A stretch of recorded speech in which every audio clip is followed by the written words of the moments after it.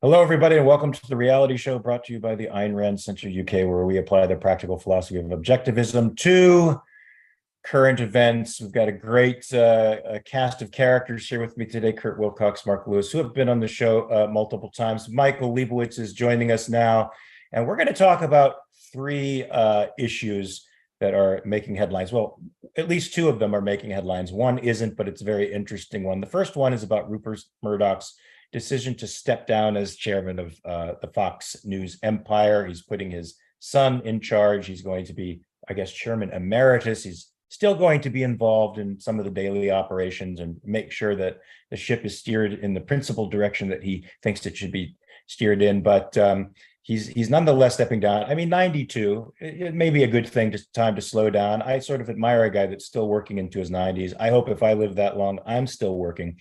But he's definitely a very complicated figure with respect to popular culture. I think he's seen as sort of a Lucifer 2.0, you might say. He's definitely got a very shady reputation with most folks. Spoken by someone with authority. Yes, indeed. Fox News is considered to be in the eyes of most people out there, even though it's the most watched news show on cable television. In most people presume that it's just a prejudicial, one-sided perspective of the news. They let MSNBC and CNN get away with, I guess, being objective news organizations. So has he deserved this reputation as being, the devil incarnate? Or should we be looking at him another way? We'll be discussing that rather complicated issue. Also, Rumble, a House of Commons select chair of the House of Commons Select Committee sent a letter to Rumble, very politely wondering if Rumble was going to monetize Russell Brand after the allegations of sexual abuse and even rape, and urging him in the direction that it might be a good idea to follow YouTube and demonetize him. I don't know about you, but when I get that letter from the IRS, it's a little bit chilling. And when I get a letter from the Select Committee for Media sent to me, it's a chilling message on the part of the political class. They're saying suggestions are never suggestions. They're actually diktats, that if you don't follow them, there's always the threat of violence or force behind it. Even when it's politely worded, there's always a gun behind that threat. I think this is a very chilling letter. And Rumble, I think, responded very appropriately to this with some great pushback. We'll be discussing that. Our third story is about a lady, I guess, who ordered a lobster for 175 pounds and then promptly released it into the ocean. Now, I don't know about you guys, but whenever I go into a seafood restaurant, I see a tank full of lobsters with their little claws manacled, looking at me with those. I don't think they're black vacant eyes. I think they're actually saying, "Help me, please." And they're crawling over each other, unsuspecting of their fate. I know they're going to be dropped into a vat of boiling water. I don't want to be that guy. I have to say, even though that lobster was probably immediately snapped up by some other predator and murdered, I have to respect her decision to liberate the lobster. At least she paid for it, doggone it. So let's get to this first story about Rupert Murdoch. Kirk, you know the rumors, or at least many of the rumors.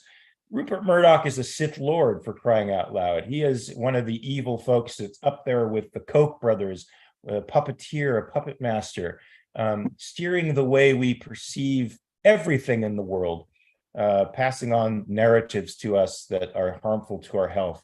He should have been destroyed a long time ago. What do you think about Rupert Murdoch, his decision to pass on the mantle to his son? And what do you think about his Fox News empire? Be honest. I mean, it's a mixed bag. Oh, Mark's going first. I thought I was. No, it's all good. Yeah, Kirk, go ahead. Okay. Well, I have mixed views on Fox News. I understand why a lot of people hate it. I know they've gotten a lot of scrutiny over the last few decades, especially during the Bush years. I remember a lot of people, they were constantly a punching bag for a lot of these late night comedy shows, especially The Daily Show. And yeah, a lot of their news coverage has been terrible. A lot of their commentators like Bill O'Reilly and Tucker Carl Markson over the years have been terrible. But there are some good personalities at Fox News like Neil Cavuto and Lisa Kennedy that I've enjoyed over the years. a lot of the stuff that I appreciate about Rupert Murdoch actually has nothing to do with Fox News or his politics. When I was growing up in the 90s in Detroit, I remember in order to watch a lot of the local sports teams like the Detroit Tigers, the Detroit Pistons, the Detroit Red Wings, you had to pay an extra $10 a month for what was called Pass Sports Networks, or which was considered your season pass, in order to watch a lot of those games. That ended when Pass Network was essentially acquired by News Corporation so that they could branch off their newly Fox Sports network of sports stations. And then after that happened, that $10 a month subscription essentially became free because all of the games were now complimentary with the basic cable package. So for that, I'm very grateful for someone like Rupert Murdoch, not to mention a lot of the original programming on Fox Sports, like Beyond the Glory and the Best Damn Sports Show, period, both of which I really enjoyed growing up. And then you also have the Fox Broadcasting Channel, which launched in the late 80s, which was responsible for bringing us classics like The Simpsons, King of the Hill, Family Guy, In Living Color, Married with Children, which I grew up really loving and appreciating. Now, and I think there's a sense in which, and I'm surprised this is not discussed more often, that a lot of the programming that came about on the Fox Broadcasting Channel probably undermines a lot of the like so-called family values from the conservative movement. Before Fox came around, a lot of the sitcoms, a lot of the programming on broadcast television, it was very safe, very family friendly, very pro-family values. And then when Fox came along, they started to try to gear their programming toward younger audiences. And they essentially became the network of the dysfunctional family with Married with Children, especially with The Simpsons, the way it was very cynical and the way it satirized politics. Even the president, George H.W. Bush, was taking pot shots at The Simpsons, saying we need more families like the Waltons and fewer families like The Simpsons. The Simpsons responded by dedicating an entire episode to making fun of President George H.W. Bush, the way they, created Mr. Burns to represent, corporate America and how evil and spooky it is, maybe to satirize someone like Rupert Murdoch, and how Lisa Simpson was the voice of reason, the hero on that show. And especially when Family Guy came back during the Bush years, they got a lot more political. Brian Griffin was the voice of reason on that show. So in a lot of ways, I think Rupert Murdoch, with the way he was responsible for the Fox network, undermined a lot of the conservative values that were preached during the Reagan and Bush years. Well, that just makes me feel like he was being true to his supposed paradigm, which is to bring, truth and openness in the field of communication and media to the world.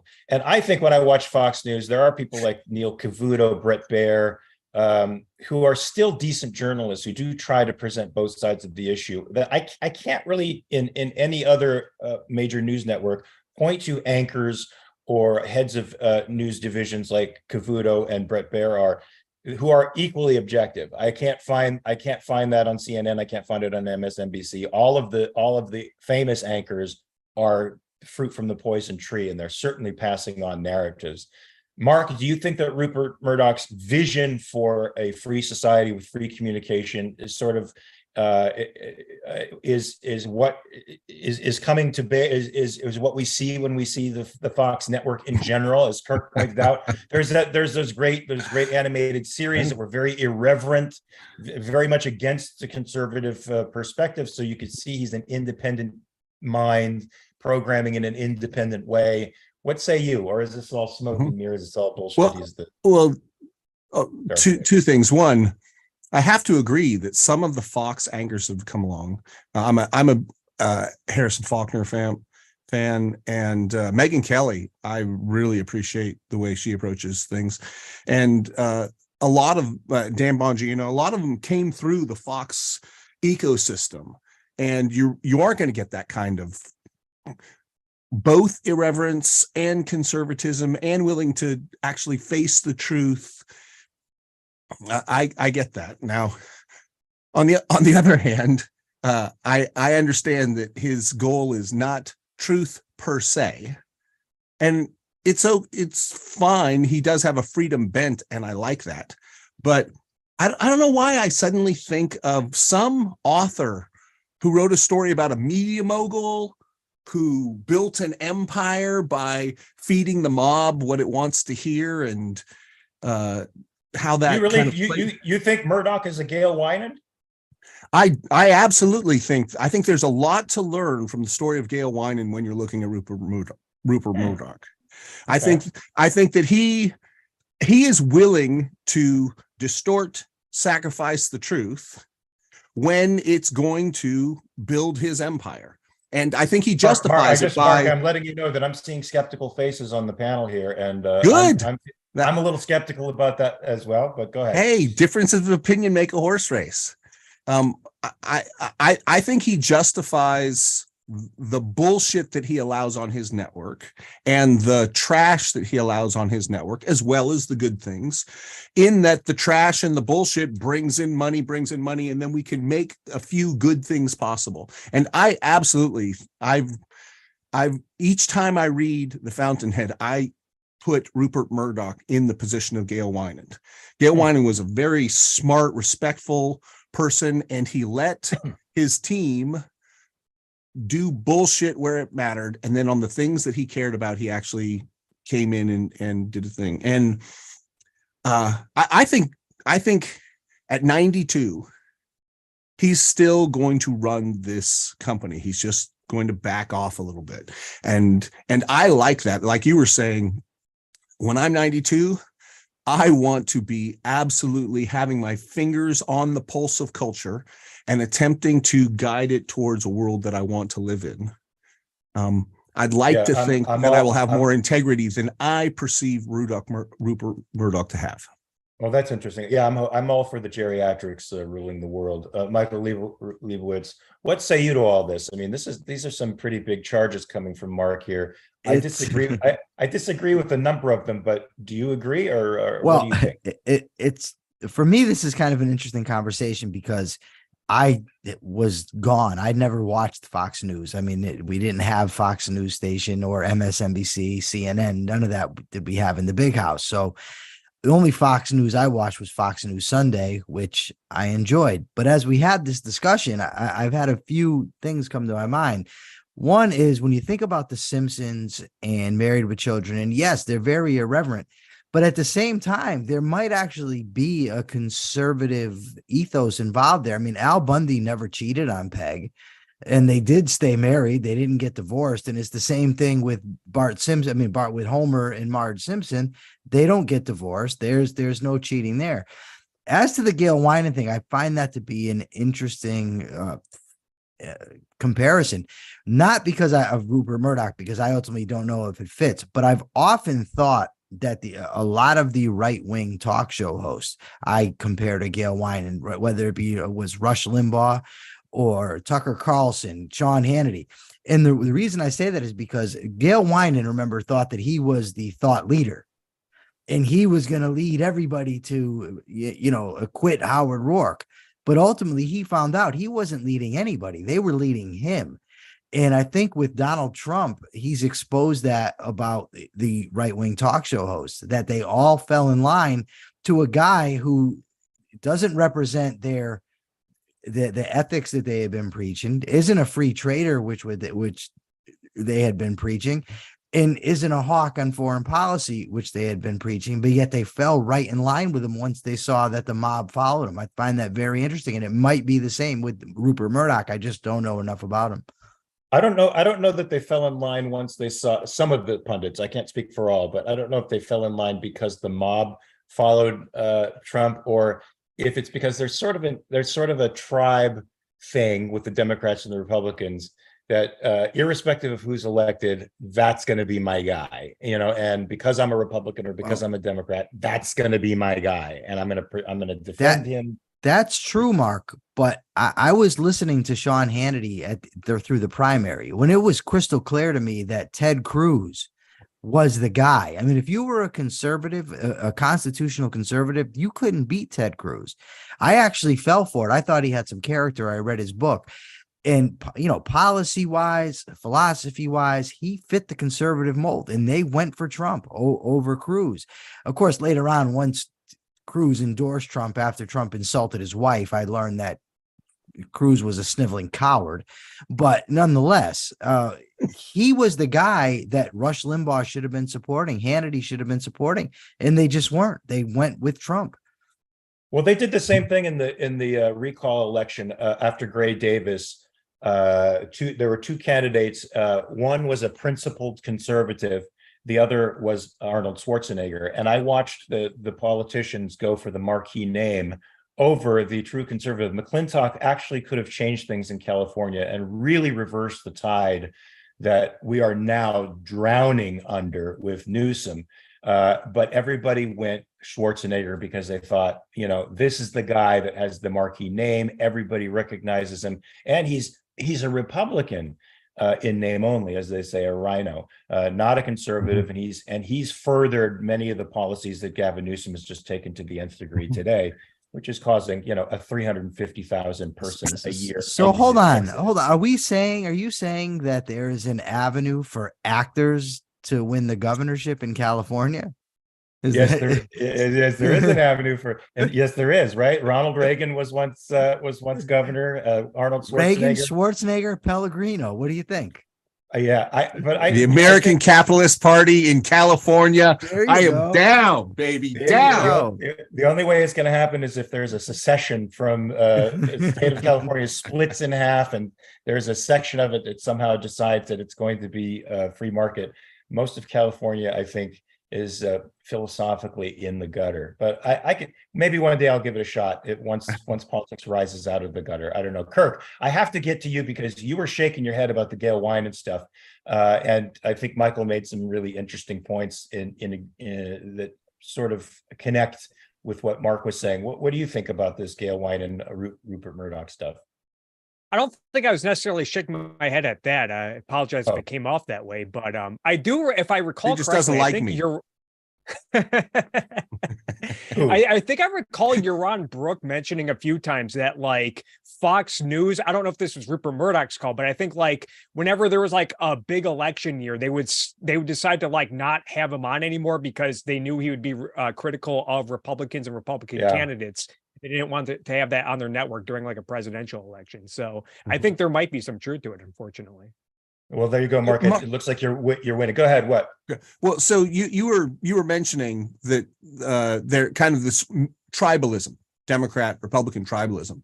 Yeah. What do you make of the fact that Fox falls on the Republican side of that tribal warfare? I mean, I consider myself, a rebel against both tribes. I don't know what you would call it, and so I take tremendous glee when Fox does stupid things and get called out as much as the Democrats, and so I'm curious how you think that. I don't think they get called out as much as the Democrats. I think they get called out by the culture and the media culture more than the Democrats. They get caught in lies more, and certainly the last time they got caught in a lie with the Dominion election machines, I'm certainly glad they got nailed for $700 million, and it resulted in Tucker Carlson. Is that what you Tucker Carlson? It resulted in his hasty exit from that network.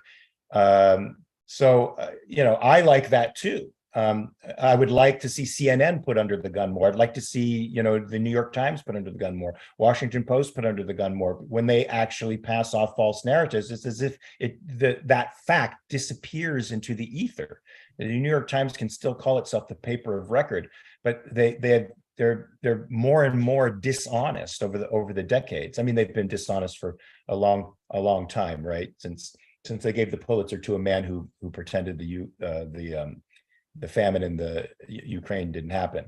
But I consider the fact that a conservative visual media outlet actually exists to be somewhat just a little shy of miraculous, to be honest with you, because the philosophical and ethical mindset behind most people who gravitate towards journalism is really hard left. I had a friend who's libertarian, used to work at CNN. These guys would get together in board meetings and try to figure out how to get the gotcha questions to any Republican they were going to interview. They would conspire to figure out how to make this guy look bad. Maybe that happens in Fox News too, when they're interviewing somebody on the left. but I see more integration, at least intellectual integration. At least they try to bring an articulate spokesperson for the left's point of view onto their panels to argue for that point of view. You know, the Juan Williamses of the world and some even more scary articulate people than him come on, and they're able to do a very good job at spinning political discourse. But they give them a voice. I don't see that same voice happening anywhere in the other news networks. So irrespective of their prejudices, there are times when they try to be objective. It's clear when they are and clear when they're not. You know, you're not going to get an objective perspective from Sean Hannity. You know, when Tucker Carlson was on there, he was going bad. I mean, over the last 4 or 5 years, to watch his disintegration into this populist nationalist freak has been a what? You're giving me the skeptical look. No, I'm giving you the Tucker Carlson look. Oh yeah, that's right. He had the funniest look. It was the look on his face every time he was listening to somebody was, I think there is something in my hindquarters, but I don't know what it is. I was going to be a little bit more dirty. Well, folks, I don't know. I mean, do you think this secession is going to result in a wider degree of freedom for Fox? Do you think it's going to bring some more left-wing voices into the neighborhood? Apparently, he gave it to the second son, not the leading son, because the leading son is more leftist. So he's trying to sort of keep a tradition of right-wing leaning media. Do you think this will have any effect on the content at Fox News or the Fox network at all, or is it just going to be business as usual? Well, speaking to what Mark mentioned earlier, he thinks that Rupert Murdoch will still have a role in Fox News. And even in his letter, Why I'm Stepping Down, that was published on Spectator, he mentions that in my new role, I can guarantee you that I will be involved in every day in the content of ideas, our companies, our communities, and I will be active. I will be an active member of our community. I'll be watching our broadcast with a critical eye, reading our newspapers and websites and books with much interest, and reaching out to you with thoughts, ideas, and advice. So I'm not sure much will change. It sounds like Rupert Murdoch is still going to be around, even if he's handing the reins off to one of his kids. Yeah, my fear is that the child wants to differentiate himself from the father and do something different and prove that they're different and not part of that. And I mean, where can you go except to the left in that situation? Now, I hope that his son has learned to be absolutely ruthless in terms of giving the people what they want and having one outlet at least that gives people a conservative understanding, a counter to the major media narrative. And what I think right now, unfortunately, I mean, it's crazy how it's happened in our lifetime, that the Republican Party has become the party of the individual. It's become the party of the rebel, of the American who keeps their spirit in the face of other people trying to tell them how to live. That's Republicans now. Oh, so my hope is that the son will deepen that trend, because it's nice to have, at least, as you're saying, at least one major voice in the conversation that's challenging the normal narrative. But unfortunately, I don't hear individualism in any of the Republicans' strident stands against the establishment. They're anti-establishment, but what they're for, hey, I'll take it. I understand. At least we get something about the don't be an NPC. There were, like, the NPC meme happened on Fox, not on major news networks. But yes, it's not individualism. Of course, you're right. Michael, what do you say to that? Do you think we should accept this as an incremental move in the right direction, or reject it and keep pushing on with our principles? I haven't got the slightest idea what's going to happen at Fox, but we should keep pushing on with our principles. But I got to say, the idea that the modern Republicans are individualistic or rebels or any, I just don't see it. I mean, all they've done is gone away from the morality that they used to have in terms of religion. So now they're just a bunch of, I don't know, like wackos who are still pro-life. Like, it's very weird. They're not for capitalism. They don't even pretend to be for capitalism anymore. They claim that they like the Constitution while they don't uphold it. and they want all kinds of government interventions into the economy. And they've coalesced around a cult-like figure in Donald Trump, who tells you anytime you want to hear it how unethical he is. I mean, it's right out there. It's very, very sad state of affairs. That's in the rare moments he's actually telling the truth, which is very rare. Robert No, I mean just his behavior tells you he doesn't. Yeah, yes. Yeah, he runs the White House sort of like a mob boss in Queens, which I don't think is admirable. Robert Nacier for $5, Mark Pellegrino for governor. Will you move into the old governor's mansion in Sacramento or hold out for the White House 4 years later? Wow. Politics is such a despicable world for me that I cannot see myself running for any office. And I think I think the state legislature would hobble any attempts at making this state much better. It could be used as a bully pulpit for sure to expose how awful and corrupt the state legislature is. But nothing will pass, especially since, look, the people reelected. You know, there was an election for Newsom where he was called out. They wanted a recall. 60% of the people in the state of California voted him back in office. So there's no will on the part of the people of California to make life better. And most of the time, those who are feeling the pinch just move out of the state and then vote their bad politics in some other state.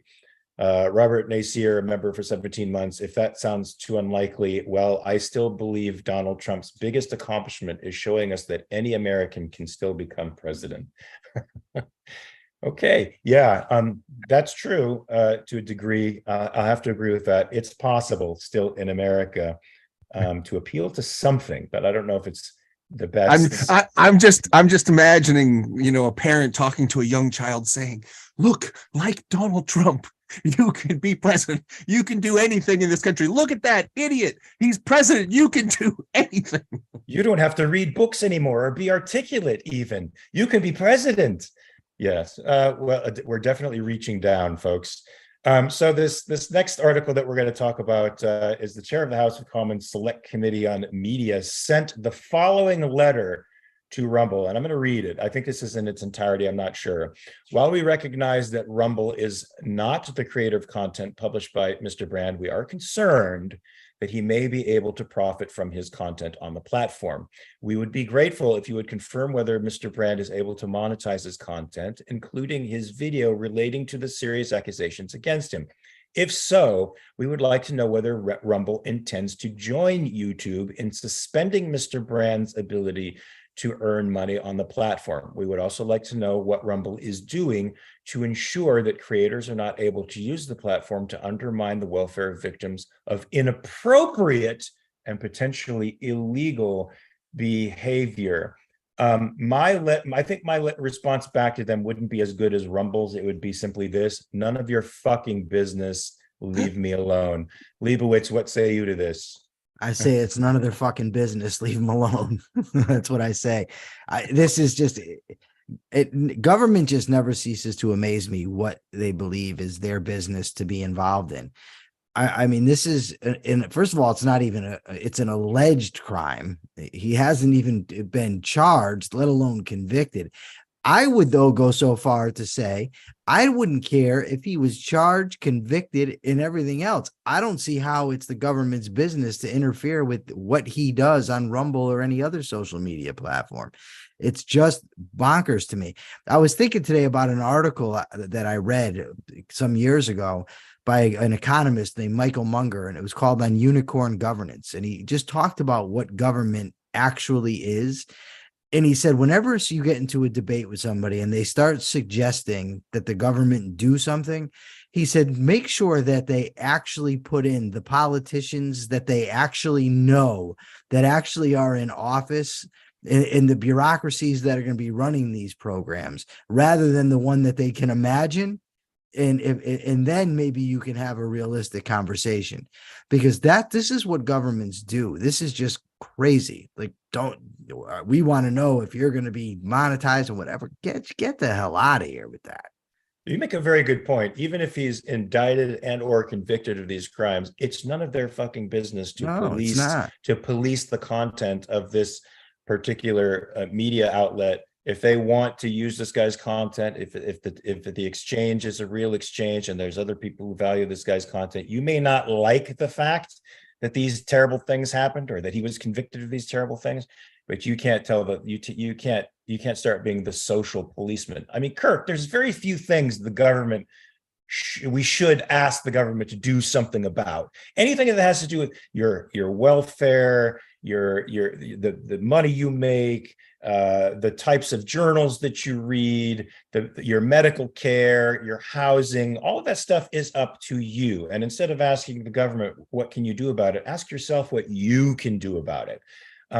What do you think about this letter? It was chilling to me. It was really freaky because behind all that polite language, there's always the threat of the gun behind it, always. Absolutely. That really angered me. And I'm no fan of Russell Brand, but he's a man who deserves his day in court. And I would probably take what you said. I definitely agreed with your statement, how you would have handled it. But I take it a step further. It's like, well, isn't this your guys' job? Isn't this the government's job to investigate crimes like this and figure out what happened and figure it out if someone like Russell Brand is guilty? And it sounds like that they're trying to impose punishment on him before they even have their facts straight. And I'd also add that I'm glad that we still have at least some elements of the free market left, where we have Rumble and YouTube taking two different approaches to this, because honestly, I don't know the right answer. I think this is a very difficult question to deal with for all the companies involved who are involved with delivering Russell Brand's content in pursuit of a profit. And even without the government getting involved, Rumble is getting a lot of backlash. I've often said that running one of these large social media companies as a profit, it's while pleasing everyone involved, from shareholders to sponsors who help pay the bills to the users who both consume and create the content. It's an impossible task to please everyone involved. And you're seeing this with the way it's being reported from Uproxx that Burger King and HelloFresh have pulled ads from Rumble because they have decided to stick by Russell Brand. So even without politicians getting involved, Rumble is getting consequences. So on top of it being incredibly outrageous, it's totally unnecessary. Yeah, Mark, I mean, we're in really interesting times. We don't like censorship as objectivists. But for me, censorship means government it's a government thing, right? The government is preventing certain ideas from coming to light. Private citizens can engage in any kind of editing they want. They can promote or reject ideas as they see fit, and I don't consider that quote unquote censorship. But we have today a very strange world where the social media platforms have empowered sort of the mob in such a way that even assertions or accusations, even the suggestion that somebody is doing something bad, can result in pulling sponsorship. Now, that becomes like a kangaroo court of sorts of public media.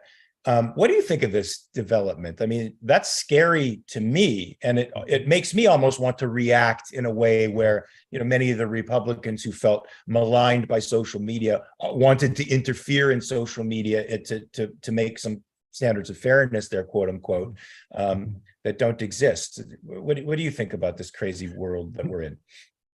So I really like to differentiate between three different kind of dimensions of this issue. One is the one that you were just speaking about, which is, should people choose what they promote and what they not promote according to their value system? And each person should do that. That's your responsibility to determine how your energy, how your intelligence, how your clout, how your technology, the things you built, when you put them out in the world, how they are used, right? You have responsibility for that. And you're not responsible for the specific thing that happens, but you get to choose how you structure things in order to facilitate the results that you want according to your values. And so in that sense, I think it's completely appropriate. I have no problem with the kangaroo courts, or I mean, I have a problem with it, but I don't think there's a moral or a political issue. If groups want to get together and say, we should not buy their products because they're not following our morality, more power to them, more power to them. Scary, but that's just playing on the stupidity of the mob. And you cannot legislate away the stupidity of the mob. You just can't do it. Any attempt to try to stop the mob from being stupid is going to end up creating another level of the second problem, which is bureaucracy. The thing that scares me about this, the thing that sobers me about this, is that it's not just that the public, the mob, doesn't like Russell Brand and wants to protect women. Okay, great, fine. They can get representatives who come out, aggregate their ideas, aggregate their values, and express it clearly. Rumble, we don't think that he should be making money from this. What are you going to do about it? Love it. But once it's the government that's doing that, the government that's supposed to have you be innocent until proven guilty, the government that has the power of the law behind it, as soon as it gets involved, it completely distorts the process. And it's like, imagine the judge in a trial saying, hey, jurors, don't listen to any of this part of the argument because I don't like it. We don't know if it's true or not. Before judgment, we're going to mete out punishment. That's what's happening when the government steps in and says, are you going to allow this?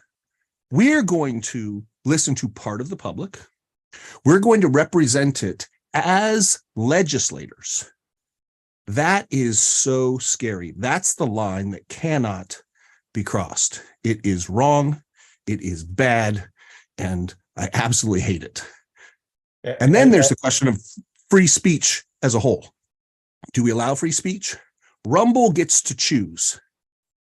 What are the value systems that we put out in the world such that people can recognize us? We are a brand. Do people want to use our brand?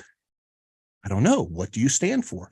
There's a bunch of brands out there that I don't participate in. I don't necessarily, protest against them, but I don't participate in their platforms. I don't use their products because that which they stand for is anathema to me. And the question for Rumble is, what do you stand for?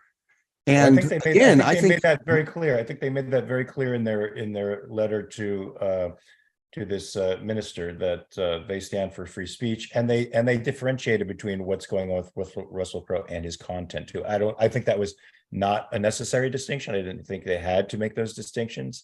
They did, but I think standing for free speech was a very bold thing for them to do in the face of this clear threat. And for any company that is going to demonetize Russell Brand because he's profiting off of alleged victims, well, then they should, by extension, demonetize any contributor, any news organization, any channel that is talking about it and is getting views because they're talking about it. If you're going to say he can't profit off of the victims, how come all of the other people can profit off of the victims by saying Russell Brand is bad? There's absolutely no philosophical consistency here. And I hope that people just get disgusted by it. And more people do. This has won me a couple more converts amongst my my on the fence friends that I've been cultivating in terms of thinking things through rather than playing the tribal game of Democrat and Republican. They're like, this is just crazy. He hasn't been convicted yet. Why? Anyway, he hasn't even been indicted, so there hasn't even been proof brought up enough for an indictment. Michael, I mean, we like free speech. We support companies being able to withdraw their support from organizations they find moral conflict with.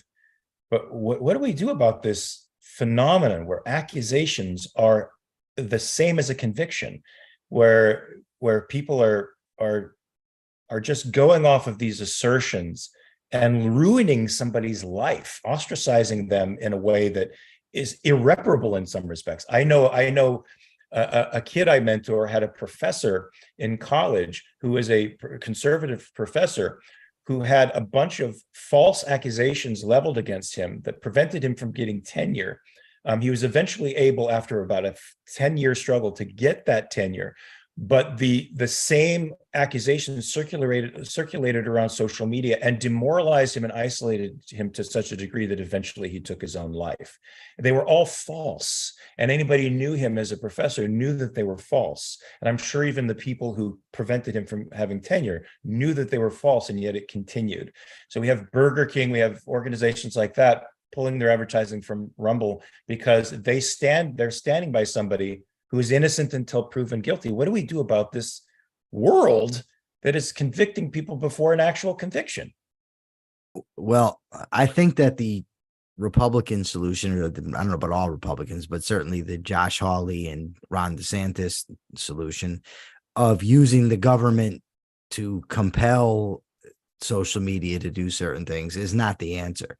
You don't solve the problem of force by saying, okay, well, we're going to use force for our side. I think the thing to do is argue for liberty, continue to push the principles that we want to see go forward. Ultimately, if we live in a culture where people are going to destroy one another over allegations, and that's the world we live in, it's not going to matter who we elect or what we want to vote for. That's what has to change, that we're just not going to ruin people over such things. I mean, I was guilty of sin, but nonetheless, even being guilty, like I've dealt with a lot of people, and it's their right. I'm not saying it's not. I'm just saying, like, they would just not want to hear a word I said. Oh my God, that guy committed a crime 25 years ago. Let's not even hear. If he tells us that we should be brushing our teeth, we might as well just stop that and get cavities. And if that's what people are going to do, that's what people are going to do. And other than continuing to argue for a rational philosophy, I don't know the solution. Things are rough. I don't know. The cultural and intellectual milieus that we live in are in rough situation right now. I agree with you, Kirk. Or do you have any solution to this? I mean, clearly we need a philosophical revolution so that people, their knee-jerk response is to look at assertions like this, accusations like this, as accusations that haven't been proven, and the person is innocent until proven guilty. That's my knee-jerk response, but I have philosophy to help me with that. Is there any other solution that you can think of short-term, aside from throttling social media companies or telling people what to do by the force of government? No, I don't think force is ever the answer to problems like this. I think freedom is the answer. And like you said, we need a philosophical revolution. We need better ideas. We need people to be more pro-reason and to treat people as innocent until proven guilty beyond a reasonable doubt before we start imposing punishments on said people. Right. So I'm glad Rumble stood up for free speech. I hope more companies have the cashews to do something like that and to make their letters even more succinct.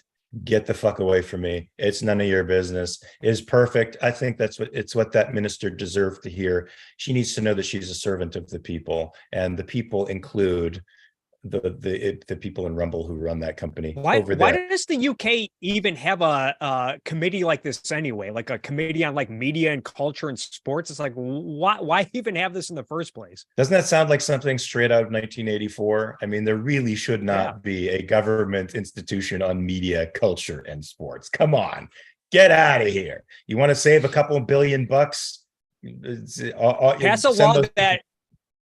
Pass a law that abolishes that institution and replace it with a First Amendment in the United Kingdom. There you go. I mean, we don't have our UK cohort here to stand up for the UK, culture, government, traditions. And so I'll just say, what do you expect from a bunch of Brits? They think like, I'm an American. They've been trying to tell us how to live our whole life. Oh, yes, we should tell you what kind of sports you like. And we have culture, and we will. Of course, they have that committee. They're Brits. All right. Look, when soccer. This is ARCUK, right? When soccer. Yeah, we're screwed. When soccer became a phenomenon in the United States, I knew we were going down the rabbit hole. Folks, John of Member of 6 Months gifted 5 Ayn Rand Center UK memberships. Thank you, John. And also $10. Thank you, sir. Jeff Bannister, 3 Canadian. Thank you, Jeff. Ashley Shrug says, how long until government just freezes bank accounts? Well, they did it in Canada, speaking of. They did it in Canada to stop the protesters of the truckers. They want to, they've got I think research panels working now on figuring out how to institute a Federal Reserve digital currency. And if that is the case, of course, they will be able to control everything that you do by freezing your resources. So not long if we let them. The founding fathers were right in thinking that freedom required vigilance. It required moral strength of the citizens and vigilance for that freedom, because the political class is always agitating to get more power. And now they do it in the name of your own good. Before, they were just clearly rapacious. Now they're rapacious for other people's good, and altruism lets them hide behind that banner. Yes, and we need to promote individualism for your own brook. Yes, not your own good. Sorry. But okay. But he's here twice a week, folks. So, well, guys. Speaking of promoting individualism for your own brook, and speaking of a kinder, gentler, more open society, we have a lady who ordered a whole lobster for 175 pounds, and then proceeded to let it free in the ocean. And I have to say, I saw the video, and when she let the thing out, she was petting it and talking lovingly to it, petting its carapace, its hard skeletal, its exoskeleton there. I don't know if it has any nerves there. It could understand that it was being petted and loved and nurtured by this woman, but she did it, and she set it free. What do you guys think of this? Michael, you're first up in line. What do you think of this woman's gesture? Was it good? I'm sorry, but I couldn't care less. I don't know. I wouldn't even pay attention to this story if I saw it in a paper. I mean, she could do whatever she wants. I think it's a bit wacky. Whatever, it's her money. Do what you please. I mean, if she thinks that the lobster is sentient, then she's got some screws loose. But whatever. Well, Kirk, they're her screws. They said that lobsters scream when you put them in the boiling water. Apparently, what really happens is the air whooshes through that exoskeleton, and it creates the whistling noise that people say is a scream. Not to say that they're any less sentient than this woman thought they were, but what do you think of this gesture on her part? Does it say anything even more about our culture that we should be concerned about, or is it bode something well? You know who I blame for a culture like this? You know who I blame? Who? Rupert Murdoch. As I mentioned earlier, Rupert Murdoch started the Fox broadcasting channel, which paved the way for a show like The Simpsons. And there was an episode of The Simpsons where Homer was picking out a lobster to eat for dinner. And then he falls in love with it, wants it as a pet, keeps it as a pet. And it becomes like his favorite thing in the world. There was another episode of The Simpsons where Lisa becomes a vegetarian and spoils the cookout by taking the roasted pig and pushing it over a hill. So yeah, this is all Rupert Murdoch's fault for this sort of stuff. I think you're probably right. The Koch brothers are probably also involved in this. I have a sinking suspicion. Mark, what say you? Is this a good thing or a bad thing that this woman did? I think it's the greatest thing ever. I am so proud of this woman. I am so proud of this woman. They say that the lottery is a tax on the stupid, right? Because your chance of winning is so low that to spend money on it is just an evidence of your stupidity. And she probably inherited the money. She doesn't understand the value of money, or she earned it. But whatever it is, she's obviously not all up there. She's probably not investing that money in ways that are good for society. So she's giving the money to other people, right? She saved the cooks the work. She saved the waiters and the busboys having to clean up. She created a story, maybe more people. It'll be a whole movement to buy really, really expensive lobsters and have rich people give their money that they're not using well to productive people who will probably do something creative and rational with it. I just think it's the greatest thing ever. I never looked at it as such a redistribution scheme, but you may be onto something there. Well, and the other thing you said was that, when you're walking into the restaurant and you see the lobsters in the tank and they've got those little black eyes, and they're looking at you. It's just, I've always looked at them going like, eat me, eat me. I will taste delicious. Look at these. I am bread. I am meant to be eaten. Just eat me. And then that sound that they make when they go in, it's actually a celebration. They're like, yes, yes, I am going to make a human being extraordinarily happy. Yes, I know. Now that you're saying it, I think I have noticed as I walk by those tanks, the whisper of butter sauce, butter sauce, butter sauce as I go by. I just thought it was maybe the voices in my head. Well, folks, I mean, the beauty of modern civilization, industrialized civilization, is that I don't have to see the food I'm eating. I see the final product. I don't have to look it in the eyes. I don't have to negotiate with it. Thank God for that, because I don't know that I'd be able to do it.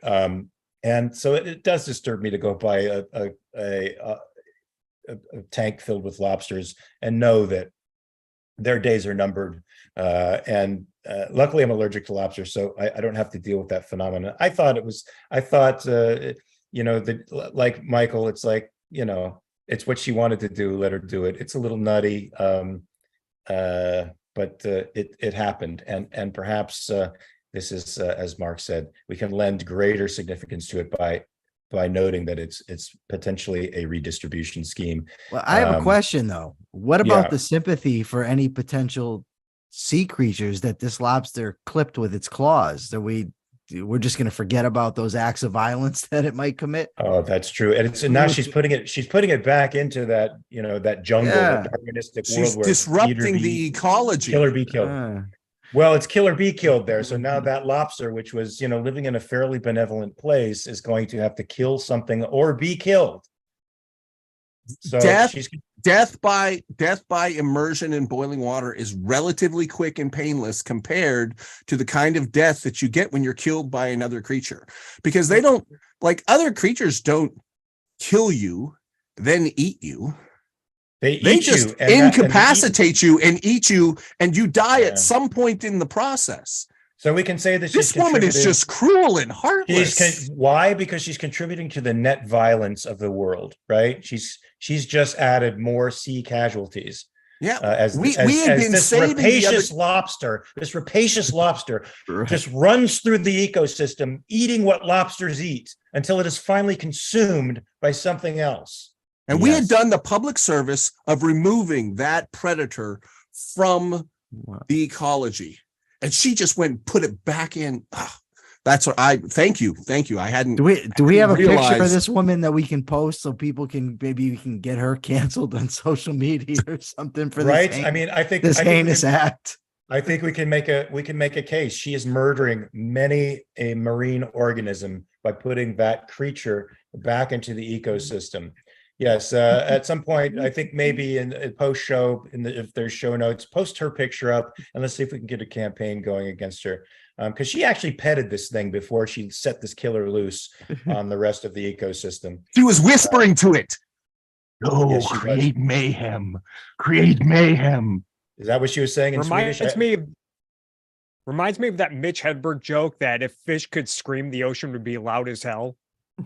Yes. The ocean is a violent place, folks. The world is a violent place. The universe is scary. Thank God humans came along and tended to business and made it a lot less scary. Well, folks, that went in directions I never expected it could go in. We're coming up to the end of our time. Thanks, panel, for the great discussion on these three interesting topics.